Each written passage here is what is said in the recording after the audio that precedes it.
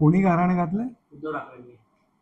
हा हा महापौर होऊ दे म्हणून मुंबईचा. हे बघा, स्वप्न बघण्याचा सगळ्यांना अधिकार आहे. स्वप्न ते पाहतायत. मागच्या वेळी सुद्धा महापौर कसा आला तुम्हाला माहिती आहे. एकनाथ शिंदे साहेबांनी विनंती केली देवेंद्रजींना आणि त्यामुळे भाजपाने आयत्या वेळी माघार घेतली आणि त्याच्यामुळे महापौर आला. स्वप्न पाहू शकतात, त्यांच्या स्वप्नांना शुभेच्छा. परंतु पाहिलं तर ज्या प्रकारे काल मोर्चा जो आहे तो काढला होता, त्या मोर्चामध्ये जो आहे अनेकांनी त्यांना पाठिंबा देखील दर्शवला होता. अनेक मुंबईमधील प्रमुख नेते देखील त्या मोर्चामध्ये सहभागी झाले होते. कोणी पाठिंबा दिला? शेकापचे जयंत पाटील. मुंबईमध्ये काय त्यांची ताकद आहे? शरद पवार राष्ट्रवादी, काय त्यांची ताकद आहे? कम्युनिस्ट पक्ष, काय त्यांची ताकद आहे? काँग्रेस होते का? पदाधिकारी होते? आता isakal.com आहे देशातील नंबर 1 ची मराठी न्यूज वेबसाईट. प्रत्येक अपडेटसाठी isakal.com ला नक्की भेट द्या. त्यांच्या अध्यक्ष होत्या मुंबईच्या. कोण होतं काँग्रेसचे? कोण? वेडेट्टीवार नागपूर, थोरात नगर. बाकी का नव्हते? मुंबईतली किती लोक होती? किती माणसं होती? ज्यांचा एकही नगरसेवक नाही मुंबई महानगरपालिकेमध्ये, अशी लोक होती. केवळ चुकीचा गैरसमज पसरवणं हा त्याच्या मागचा हेतू आहे. दुबार नावं, तिबार नावं, 4 वेळा नावं हे आत्ताचा विषय आहे का? केव्हापासून आलेला हा विषय आहे? मग मागच्या वेळी उद्धव ठाकरेंची लोक लोकसभेला, या लोकसभा होण्याच्या अगोदरच्या लोकसभेला निवडून आली शिवसेना भाजप युती असताना. मग तेव्हा काही गफला केला होता? कारण भाषणात मी ऐकलं की गेले कित्येक वर्ष सत्तेवर आहेत केंद्रात, 10 वर्ष 15 वर्ष हा गफला करून निवडून येतात, अशा पद्धतीची काही लोकांनी टीका केली. उद्धव ठाकरे तेव्हा मुख गिळून का गप्प बसले होते? या लोकसभा निवडणुका होण्या अगोदरच्या ज्या काही लोकसभा निवडणुका झाल्या, विधानसभेच्या निवडणुका झाल्या, तेव्हा शिवसेना भाजप युती होती ना. मग तेव्हा पण तुम्ही गफले करून निवडून आले का? काय बोलताय? काहीतरी दाखवतात, त्याचे पुरावे देता येत नाहीत. आणि उद्धव ठाकरे यांच्या नावाने कोणीतरी अर्ज केला म्हणतात, ऑनलाईन अर्ज केला. अरे काय उद्धव ठाकरे लोक, तुमची भीती गेली? एवढी डेअरिंग करू शकतात लोक तुमच्या नावाने अर्ज करण्याची? तुमचा काही धाक, काही जरब आहे की नाही? काही वाईट अवस्था आली तुमच्यावर, तुमचं नाव घेऊन लोक अर्ज करतात. दुसऱ्या बाजूनी तुम्ही हे पण पहा, तुमचा धाक गेला का? संपला का? काही याद्या वाचल्या गेल्या. मागील आत्ताच्या झालेल्या लोकसभा निवडणुकीमध्ये मी कळवा मुंब्राचं उदाहरण देतो. 1.5 लाख मतदार मुंब्रा मध्ये वाढले. 1.5 लाख. लोकसभेची आकडेवारी घ्या. हे जी 1.5 लाख मतदार वाढले, हे मतदान कुणाला झालं? अहो, बुरखे घालून लोक मतदान करतात. ते मतदान कुणाला होतं? हे पण बोला ना. कालच्या मोर्चात हे का नाही बोललात? हे कोण करतंय आणि कुणासाठी करतंय? मी मागील लोकसभेचं उदाहरण देतो तुम्हाला. आमचा ठाणे मतदारसंघ, बाजूला ईशान्य मुंबई मतदारसंघ, एक नाल्याचा 5 फुटाचं अंतर ईशान्य मुंबई चालू होते. माझ्या त्या बाजूला भिवंडी लोकसभा चालू होते. 5 फुटाचा नाला आहे. भिवंडी लोकसभा पण युतीचा कॅन्डिडेट पडला. वर्षोनवर्ष ईशान्य मुंबईमध्ये सुद्धा युतीचा कॅन्डिडेट पडला आणि फक्त ठाणे आणि कल्याण निवडून आलं. जर मतदार यादीत झोल असता, मतदार यादीत गफला असता, तर ईशान्य मुंबई निवडून आला असता, भिवंडी पण निवडून आला असता.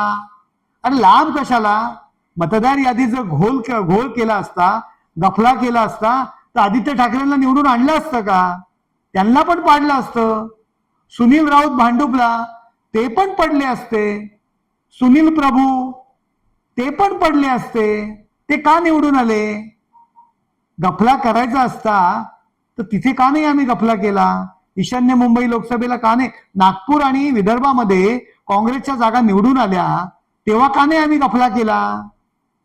जर करायचाच आम्हाला गफला करायचा असता, गडबड करायची असती तर तिथेही केली असती ना. एवढी काय बेअकली लोक आहोत का आम्ही? केवळ चुकीच्या पद्धतीने टीका करणं आणि चुकीच्या पद्धतीने गैरसमज पसरवणं हा त्याच्या मागचा हेतू आहे. ठाण्यात सांगितलं दुबार नाव आहेत, आत्ता आहेत? केव्हापासूनचे आहेत?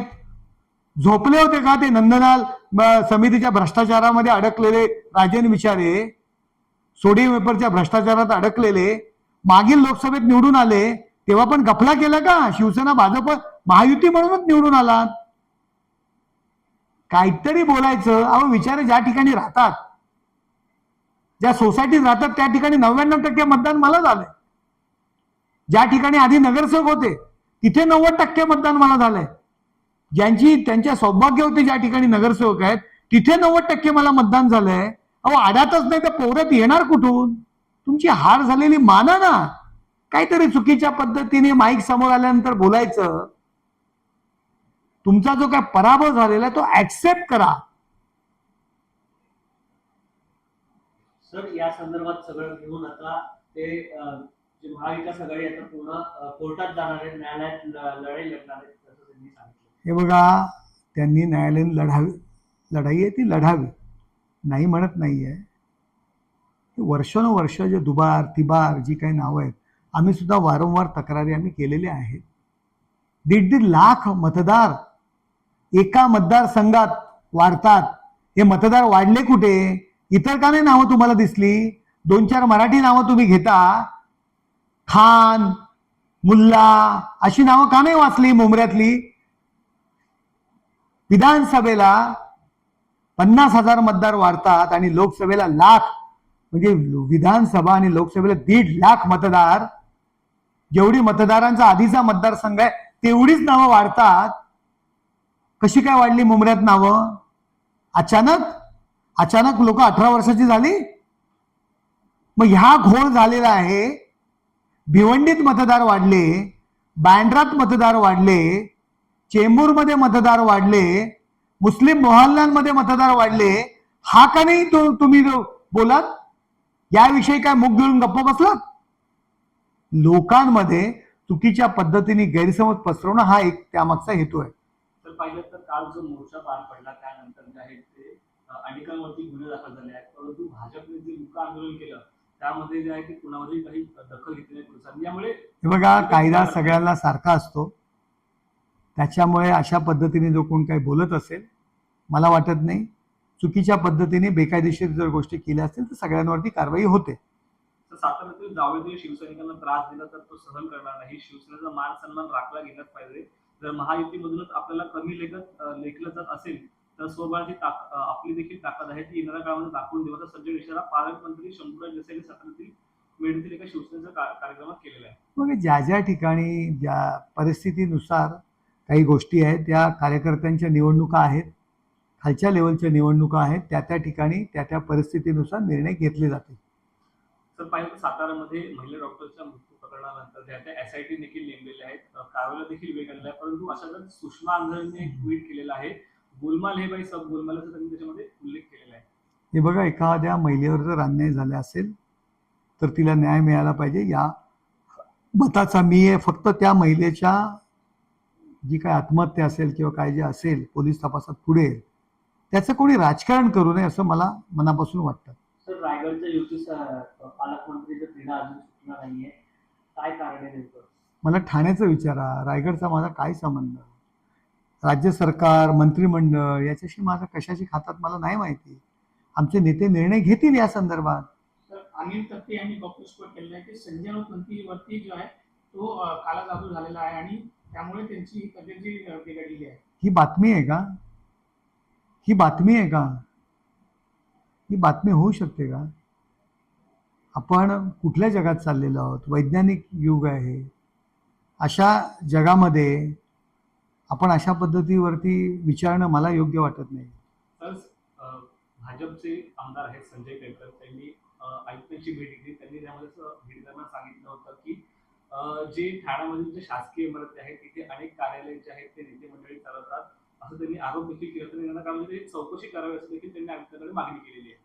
हे बघा, ज्या त्या संस्थांना त्या गोष्टी जर त्या ठिकाणी जर सुरू असतील तर महानगरपालिका त्याचा, आणि संस्थांना अधिकार आहे. संस्था सगळ्याच गोष्टी महापालिका नाही चालवू शकत. अनेक गोष्टी आहेत. अनेक आपण या ठाण्यामध्ये काही डायलिसिस सेंटर वगैरे वेगवेगळ्या संस्थांना दिलेले आहेत.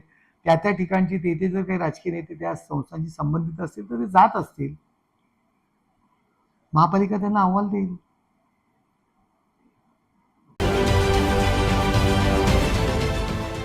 देश विदेशातील प्रत्येक घडामोडींचे लाईव्ह अपडेट मिळवण्यासाठी आता साम टीव्हीच्या सर्व सोशल मीडिया प्लॅटफॉर्मला लाईक, फॉलो आणि सबस्क्राईब करा. तसंच सर्व नोटिफिकेशनसाठी बेल आयकॉन प्रेस करायला विसरू नका.